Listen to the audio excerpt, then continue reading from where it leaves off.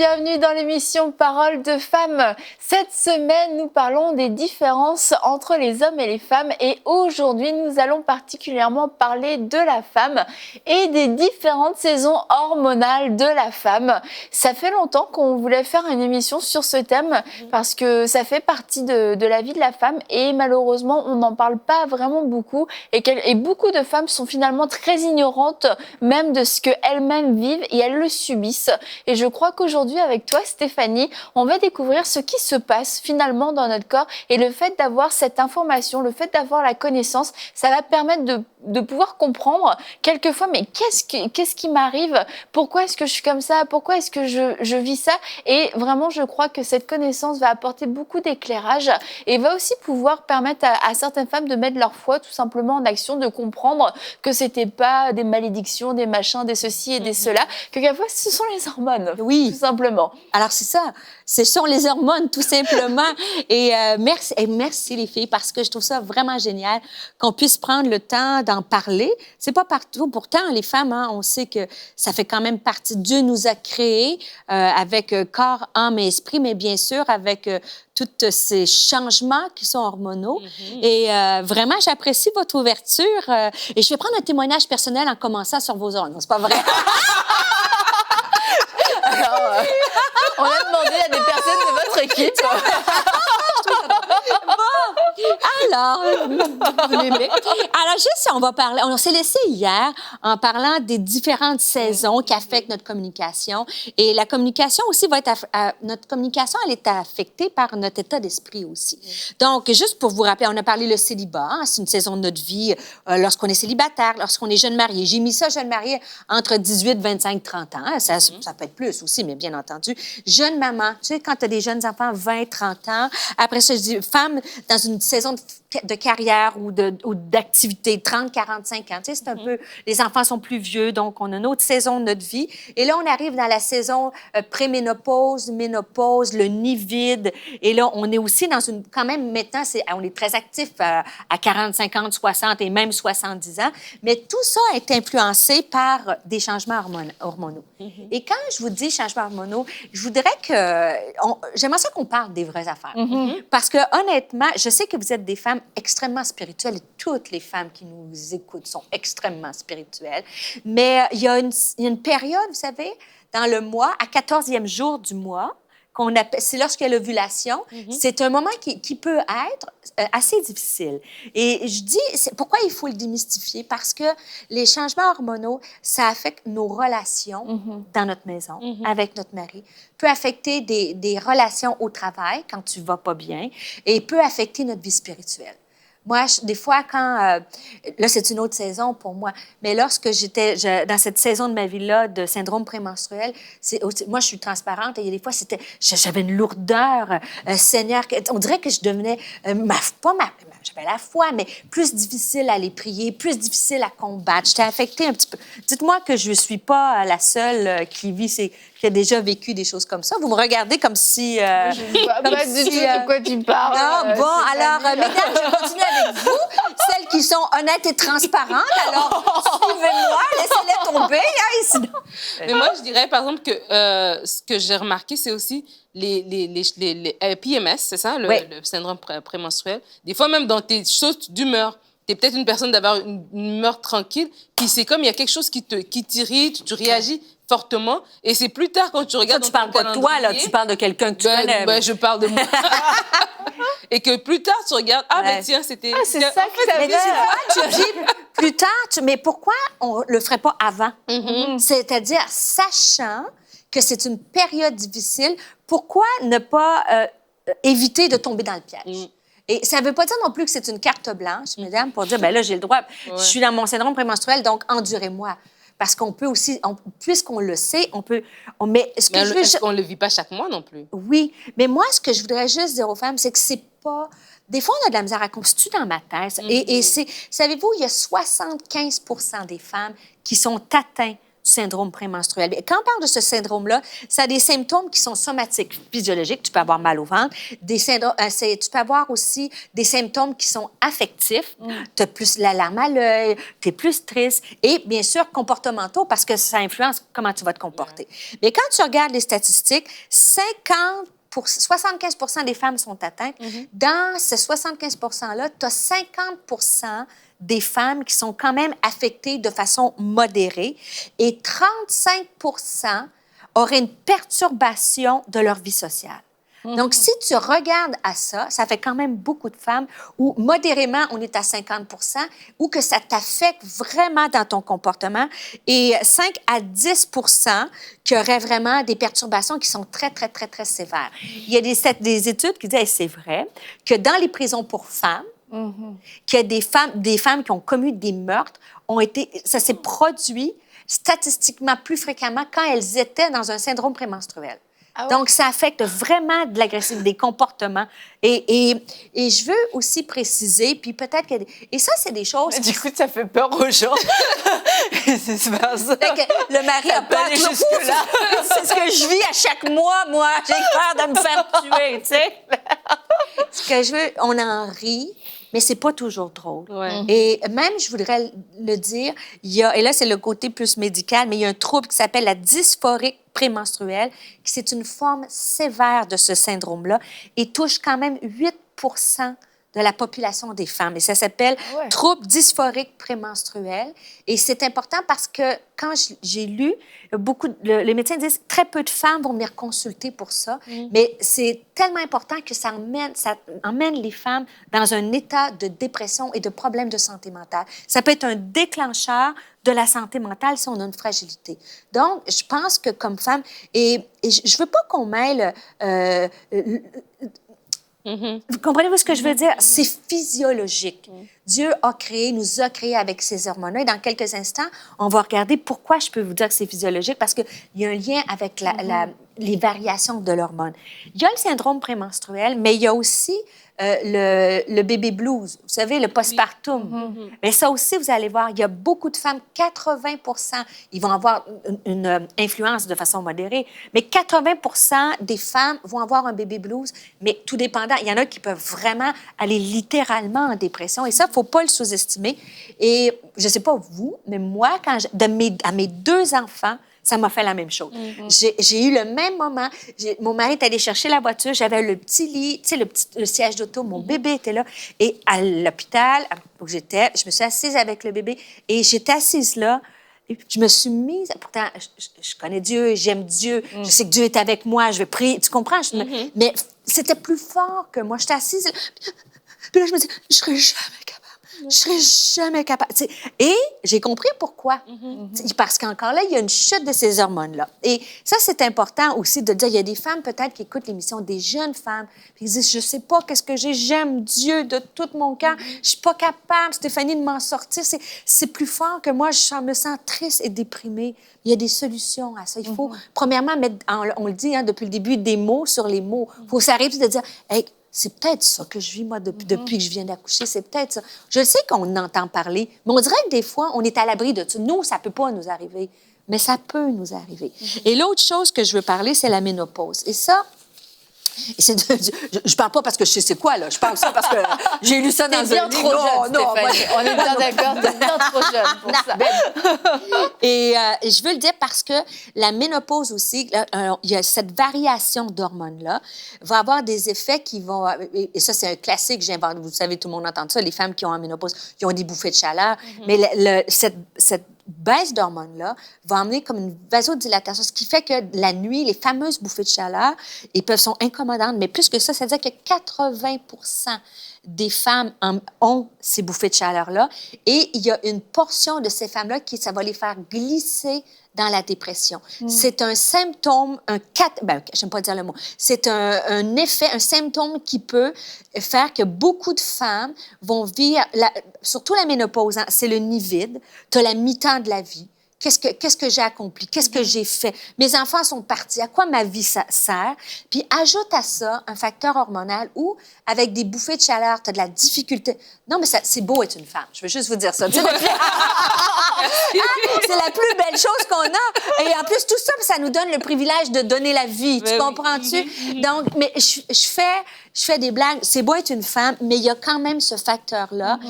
Même la femme qui aime le Seigneur de tout son cœur peut être influencée par ça. Et la ménopause, ajouter, comme je dis, le nid vide, tout ça. Donc, et pourquoi? Et là, il y a un facteur commun à tout ce que je viens de vous dire. Parce que j'aimerais que... Des fois, on fait beaucoup de blagues. « Ah, la femme à ménopause, non, les blagues de ça, là, bon. » Et puis des fois, c'est drôle, puis des fois, c'est pas drôle. Mais physiologiquement, quand on parle du syndrome prémenstruel, si on peut mettre... Il y a un petit graphique qui va apparaître. Alors, il y a 2 phases. On appelle ça la phase folliculaire. C'est-à-dire qu'à partir de la première journée après tes menstruations et jusqu'à 14 jours, si tu vois sur le graphique, là, il y a plus... Je vais faire ça simple. Il y a d'autres hormones, mais on va parler juste de l'estrogène, OK? Il y a une courbe, une montée de la quantité d'estrogène dans ton corps, OK? Et là, cette montée-là, ça va bien, mais à 14 jours, tu commences à avoir une diminution. Alors, c'est la courbe c'est la courbe en rouge, si tu veux. Ça diminue. Et cette chute-là d'estrogène, entre autres, c'est ce qui provoque un état qui peut nous amener un peu dépressif. Et pourquoi? C'est un point commun. On pourrait parler de la progestérone, mais c'est un point commun après un baby blues. Quand tu viens d'accoucher, dans les jours qui suivent, les heures qui suivent, tu as une chute d'estrogène de 90 comme ça. Wow. Et c'est pour ça que la plupart des femmes, physiologiquement, tu as un état un peu de larmes, de tristesse, de peine. Et à la ménopause, bien entendu, qu'est-ce qui se passe? Exactement. Là, on produit de moins en moins d'estrogène. C'est ce qui fait, ce qui fait les bouffées de chaleur et ce qui fait aussi cet état qui peut emmener un peu dépressif. J'aime pas dépressif, mais triste. C'est pas tout le monde qui tombe dans la dépression, mais un état qui est plus lourd dans toi. Et là, quand tu regardes au niveau scientifique, c'est la biochimie. Quel est le lien, Stéphanie, entre la baisse d'estrogène et l'émotion, l'humeur? Quelle est la... C'est ce que tu me posais à la belle. Toi, j'ai l'humeur, Stéphanie. Je lisais dans tes pensées, je savais que c'est ce que tu voulais me poser comme question. En fait, la baisse d'estrogène a un effet sur la régulation. Si c'est trop complexe, vous me le dites, mais c'est assez simple. De façon plus... Si je peux comprendre. Non, de plus vulgariser, c'est simple. C'est-à-dire que cette baisse-là d'estrogène a un rôle à jouer sur la régulation des neurotransmetteurs dans le cerveau. Quand je dis un des plus connus, la sérotonine, par exemple. Tu sais, dans beaucoup de personnes qui vont aller en dépression et les médicaments qui vont être utilisés pour lutter contre la dépression, on appelle ça ils vont recapturer la sérotonine. Ça aide ce neurotransmetteur-là à être capturé dans ton cerveau pour avoir une bonne activité cérébrale. Je prends Parce qu'on avait quelque chose l'image avec ça. Si on peut regarder le cerveau, tu vois, le cerveau, cette image-là, il y a un cerveau qui est non déprimé. Tu vois c'est plus clair, tu vois, sur ce scan-là. Et tandis qu'un cerveau, quelqu'un qui est en dépression, l'activité cérébrale, elle est diminuée. Donc, si tu mets, il y en a un autre, tu vas la voir un petit peu. Si on met l'autre, Nadine aussi, tu vas bien voir, dans un cerveau qui est non déprimé, il y a beaucoup d'autres neurotransmetteurs, mais pour faire ça simple, la sérotonine, elle est impliquée dans l'activité cérébrale. Et ce neurotransmetteur-là, il est moins capturé ou moins présent, moins synthétisé quand tu es en dépression. Et l'estrogène, je vous fais ça simple, l'estrogène, en diminuant dans notre corps, elle diminue un peu la capture et la synthèse de la sérotonine. Okay. Tu vois-tu le lien? C'est pas permanent puisque ça revient, tu vois? Donc, il y a un lien à faire. C'est vrai qu'à 14 jours ou dans un baby blues, quand l'estrogène diminue dans ton corps, ça va affecter ton activité cérébrale et ça va affecter des neurotransmetteurs qui sont régulés, qui sont utilisés dans l'humeur, dans les troubles de l'humeur.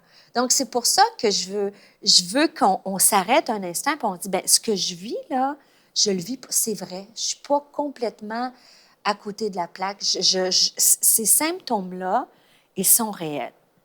Une fois que... Est-ce que c'est clair ou vous voulez que... Est-ce que ça va, l'œstrogène? Je trouve ça vraiment intéressant parce qu'en fait, je pense qu'il y a beaucoup de gêne et de honte reliées à ça parce que c'est vrai qu'on fait des blagues, oui, c'est les hormones, ah, vous les femmes, etc.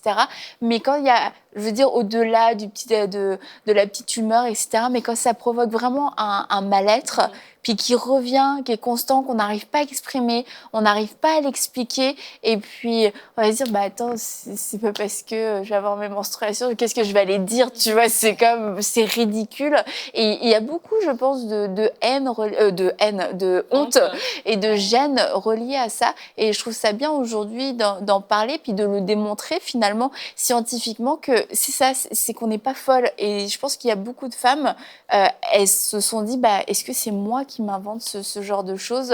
Parce que finalement, même entre femmes, vu qu'il n'y a pas forcément cette connaissance, on n'en parle pas non plus forcément. Et beaucoup de femmes se sentent seules. Et puis, quand tu lis les statistiques, je pense que beaucoup se sont dit, bah, elles étaient où les 35, elles sont où les 50, elles sont où les 75%? C'est parce qu'à un moment donné, les statistiques parlent. Donc, je pense qu'il faut être réaliste. Puis aussi, des fois, si on était consciente, OK, on ferait peut-être moins d'erreurs dans notre vie. Dans notre vie professionnelle, au travail, dans notre vie familiale, avec notre mari.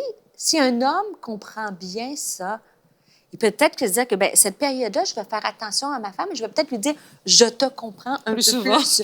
Tu comprends? » Et c'est pour ça que ça... Et puis, il y a le balancier. Il y a des gens, parce que... Moi, j'aime bien l'équilibre. C'est-à-dire, je suis consciente que je suis peut-être plus vulnérable à cette période-là de ma vie. Par contre, c'est pas une carte blanche pour te dire, ben là, aujourd'hui, là, c'est comme ça que ça va marcher parce que j'ai mon SPM, tu vois? Donc, ça, c'est pas ce que Dieu nous dit de faire, par contre. Et mais c'est encore là, moi, j'aime beaucoup... Bon, prenez une tablette, mais moi, j'aime le crayon et le papier. Hier, on s'est dit, 3 qualités qu'on peut se partager, se valoriser, une chose qu'on voudrait changer peut-être. Même chose, de mettre... prenez un calendrier. Bon, vous avez plein de calendriers électroniques. Moi, les calendriers, d'ailleurs, j'ai un bel agenda Brille. Disponible sur la boutique. Elle est trop forte. Je ne sais même pas où il est disponible, d'ailleurs. Pas sur l'édition MLK ou à Nouvelle Vie, mais les livres sont à MC. Je fais des blagues. D'ailleurs, j'aime créer du matériel pour aider les femmes. Et ça, je trouve que c'est un aide. Et je l'ai fait, moi, mettons, par exemple, quand tu vois ma réalité, moi, mettons, je vais apporter la parole, j'apporte la parole. Si je suis un SPM, puis il faut que tu sois consciente que ça se peut. Hein, je vous parle des choses très franchement, très spirituelles. Prier, jeûner, tu arrives pour prêcher, mais la journée où ça va pas bien, pas l'énergie. Ben, au moins, je le sais sur mon calendrier et j'en prends note qu'il va falloir que je me confie plus encore en Dieu, que j'aille chercher plus de paix en Dieu, plus de confiance, que je me prépare pour pouvoir savoir qu'il y a un piège qui est là. C'est ça, il y a un piège qui ne va pas, genre, tu subis pas. Tu es là, je sais que là, il y a comme peut-être un piège, mais je vais me confier en Dieu pour pouvoir être victorieuse malgré ces circonstances. Et ça, je pense que la connaissance, c'est ce qui nous évite de tomber chaque mois dans le piège. C'est ça. Dans ce piège. Et même au niveau d'une réunion. Écoute, il n'y a rien de pire. C'est fois ça vous est arrivé, mais une réunion, que ce soit à l'église ou une réunion de leaders ou une réunion dans un milieu professionnel où là, le patron, il te dit quelque chose, tu as juste la larme à l'œil. Là, tu n'es pas pour dire, c'est parce que c'est ma Donc, on est d'accord. Mais on peut quand même se dire cette journée-là, Stéphanie, tu es plus vulnérable. Donc, il y a des journées où, quand tu sais que tu es vulnérable, on va parler de la gestion des émotions, c'est juste pas la bonne journée. Ouais. On parle de communication. Il y a des jours où on veut exprimer nos émotions, mais des jours qu'il faut juste pas les... Parce que c'est pas la bonne journée. C'est pas le bon moment pour le faire. Et je voudrais le pousser un peu plus aussi. Parce que quand ce syndrome-là que je vous ai parlé, ça touche quand même 10 des femmes. Je me dis, il y a des femmes qui nous écoutent, puis que c'est, OK, Stéphanie, c'est un piège. OK, je peux être une femme sage, c'est de la sagesse. Je peux faire attention dans ma communication. Mais il y a des femmes qui, puis je sais parce que pasteur pour les femmes à Nouvelle Vie, ça va faire 20 ans que je suis dans le ministère à temps plein à Nouvelle Vie. Et des rencontres, des counseling de femmes, j'en ai eu. Et je peux vous dire qu'il y a des femmes qui luttent sincèrement. Et je pense qu'elles ont besoin.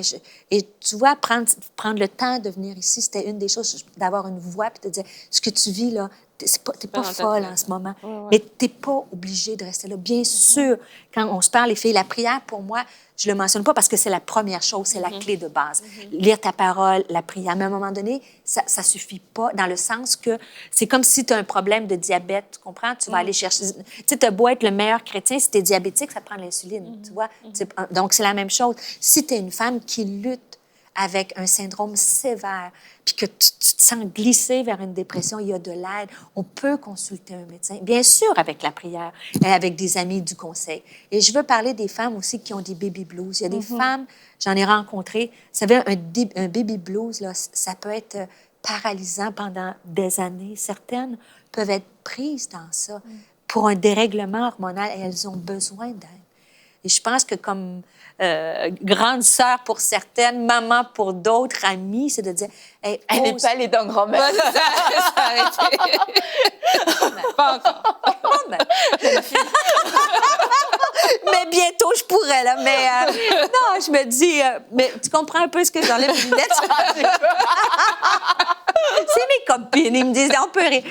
Mais vous comprenez, il faut en rire parce que c'est comme une virgule, parce que des fois, c'est tellement difficile, mais il y a des femmes qui disent, allez chercher de l'aide. Et la ménopause, ça, je peux vous le dire, et ça, je te dirais que c'est encore, la ménopause est un plus grand piège pour les femmes parce que tu arrives à une saison de ta vie où tu dis, tu sais, j'arrive à une autre étape, mais là, quand tu n'arrives plus à dormir, t'as beau être la plus spirituelle du monde, les lois naturelles et physiologiques te disent que quand tu ne dors pas, c'est une des premières étapes à tomber dans une dépression. Et j'ai une question, Stéphanie. Oui. J'entends une personne qui écoute. Et qui a J'entends une question. personne qui t'entends beaucoup de gens aujourd'hui, Nadine. Parce qu'on parle des saisons hormonales et puis là, on arrive vers la fin, mais je pense que c'est important. Est-ce que tu peux expliquer l'effet de la ménopause sur la sexualité de la femme? Tout à fait. Ben, comme je dis, Rachel serait encore mieux que moi, mais c'est toute la notion... je vais commencer à la base, c'est-à-dire que la baisse d'estrogène fait qu'on perd beaucoup de l'élasticité de la peau. Donc, c'est que là, toute la gravité prend son sens. C'est-à-dire que tout ce qui était remonté descend. OK? Donc, première chose, ton corps change, la taille devient un peu moins fine, les seins sont plus lourds, sont tombants. Donc, ce qui fait que, dans ton esprit, tu te trouves un petit peu moins... c'est juste dans notre esprit parce que... Entre parenthèses, notre mari vieillit en même âge aussi. Donc, je pense qu'un couple équilibré, on s'aime pas juste pour cette enveloppe-là. Donc, on a cheminé ensemble. Mais ça peut être une première barrière de dire, ben écoute, j'ai plus la taille que j'avais à 20 ans. Mais quand un mari qui s'aime puis qui t'aime, ben, c'est pas ça, mais ça peut être une première barrière. Là, on parle des vraies choses, c'est que ça amène aussi, et là, on est à un endroit, et Rachel va être fière de moi, que je suis, je tourne, non, mais physiologiquement, une des choses les plus connues, c'est qu'il y a une sécheresse vaginale. Ouais. Et ça, c'est extrêmement douloureux. Et ça, s'il y a des hommes, les hommes, ils l'entendent peut-être ou peut-être pas, je sais pas, dans nos milieux, mais il faut qu'elles sachent que leur femme, lorsqu'elle en préménopause et ménopause, c'est extrêmement douloureux d'avoir des relations sexuelles complètes. Il existe autre chose, mais avec une relation sexuelle complète. Donc, ça aussi, on peut parler aux médecins. Ça aussi, je ne veux pas faire une chronique de sexualité, mais je veux dire, c'est quand même... si tu veux. Ceci étant dit, moi, je suis un peu prude de parler de ça, mais pour avoir entendu tellement de femmes, quand la sexualité est altérée, à 50 ans, la vie n'est pas finie. Là, pour un homme aussi, a plein de désirs, les femmes aussi. Donc, si ça, c'est un frein, il ne faut pas avoir honte de consulter et de dire à son médecin ou au pharmacien, il y a plein de solutions pour ça. Donc, mais ça, c'est une des premières causes. Et aussi, si tu ne dors pas bien, bien, quand tu dors pas bien, quand tu arrives à dormir puis que ton mari dit « Coucou! » Puis là, toi, tu as une espèce de gros ronflement parce que ça fait 3 jours que tu dors pas. Bien, ça peut affecter la sexualité. Mais je pense que, comme je dis, on n'a pas de honte. Dieu, corps, âme, esprit, chaque aspect de notre vie est important. Et on peut demander la sagesse de Dieu, que Dieu nous guide dans une bonne démarche à faire. Mais pour moi, je voulais qu'on s'arrête puis qu'on parle de la santé mentale à travers les changements hormonaux. En plus, parce que là, on parle de ces changements hormonaux-là qui s'ajoutent à des défis de la vie. Tu vois, tu peux arriver en ménopause, puis tes enfants qui s'éloignent du Seigneur, que tu apprends toutes sortes de nouvelles sur tes enfants qui vivent des choses difficiles, qu'il y a un divorce même, puis que hormonalement, tu es déjà un peu vulnérable. Bien, c'est là qu'il faut être encore plus vigilant. Puis soit aller chercher de l'aide si c'est au-dessus, mais demander. Moi, je prie pour des choses de toutes sortes. Prier pour que le Seigneur nous aide dans notre SPM. Prier que Dieu nous aide à traverser la ménopause et qu'il nous aide dans tout. C'est lui qui a formé notre corps. Hein. Dès le sein maternel, il connaît, c'est lui-même qui a donné toutes ces lois naturelles-là. Et il y a des choses à la vie, des fois, quand on tombe un peu dans une hyper-spiritualité. Tu sais, je dis souvent ça, il y a un code de la route. Si tu t'en vas en voiture puis que tu as l'arrêt stop, tu vois, et tu ne t'arrêtes pas et tu passes tout droit, ça se peut que tu aies un accident, pas parce que Dieu le permet, parce que tu n'as pas respecté le code de la route. Il y a un code naturel que Dieu nous a donné dans notre corps. Donc, il y a des symptômes, il y a des moments où si on ne s'arrête pas, on peut causer des accidents naturels et émotionnels. Et c'est pour ça que je vous remercie tellement, les filles, qu'on puisse avoir au moins probablement, vous venez peut-être parler dans d'autres émissions, mais qu'on puisse s'arrêter. Non, c'est la première. Alors, c'est une première. Et de jamais oublier que comme je dis, c'est plus complexe. J'ai voulu faire ça simple. Mais à toutes ces phases-là de notre vie, cette baisse d'estrogène-là affecte des neurotransmetteurs, dont la sérotonine, qui est impliquée dans la gestion de l'humeur. Et c'est pour ça que nos humeurs peuvent être un peu altérées. Alors, il ne faut pas hésiter. Se faire un petit calendrier, jour 14, ou de voir... Vous savez, la ménopause aussi, d'avoir 1 mois, 2 mois, ça prend 1 an sans avoir de menstruation pour dire qu'on est officiellement en ménopause. Donc, ça, c'est pas évident. Quand tu as 6 mois, ça revient, c'est très difficile. Et d'aller demander d'aide, parler à une amie aussi, parler à un pharmacien, parler à un médecin, mais avant tout, parler à Dieu, le grand médecin du cœur. Mais merci beaucoup, Stéphanie, d'avoir, je pense, démystifié aussi un petit peu ce sujet. Merci d'avoir rendu ça accessible, parce qu'elle est très intelligente, mais tu as rendu ça très accessible. Donc, merci beaucoup. Et ça amène beaucoup d'éclairage. Et la Bible nous dit que la vérité nous affranchit. Et rien que le fait de le savoir, je crois que ça va opérer des libérations. Libérations de différentes sortes, mais je pense beaucoup au niveau de la honte aussi, finalement. Et c'est comme dans toutes les transitions de notre vie, on a des transitions hormonales et c'est des nouvelles expériences, c'est des saisons où on est comme un peu ignorante et on a d'autant plus besoin, comme tu le disais, du Seigneur. On a besoin de s'accrocher à lui et puis de prier, mais lui dire aussi, j'ai besoin de réponses et je crois que cette émission est venue comme une réponse. J'espère. Est venue répondre à des prières. En fait, qu'est-ce qui m'arrive? Qu'est-ce qui se passe? Et donc, merci beaucoup d'avoir choisi d'en parler. Et je crois que c'est ça, dans les transitions, il y a toujours un risque de glissement, un risque de manquer le virage.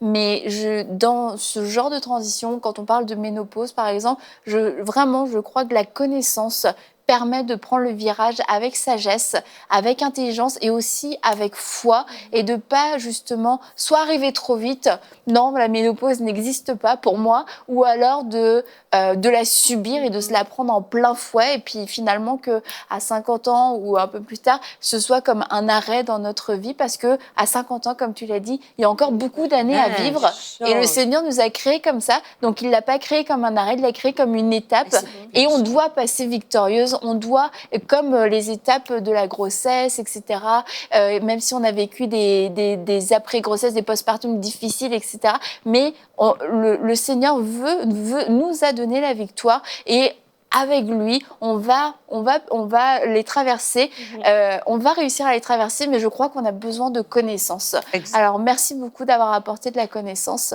Des schémas. J'aime les schémas. Et on va se retrouver encore demain et on va parler des émotions cette fois-ci. Comment gérer sainement nos émotions. Parce qu'on a toutes des émotions. Oui, qu'on les exprime ou qu'on les exprime pas. On a voilà, Annabelle, qu'on les exprime. J'ai bien appris. Je suis une bonne élève. Oui. Donc, on va se dire à demain pour une prochaine émission de Paroles de Femmes.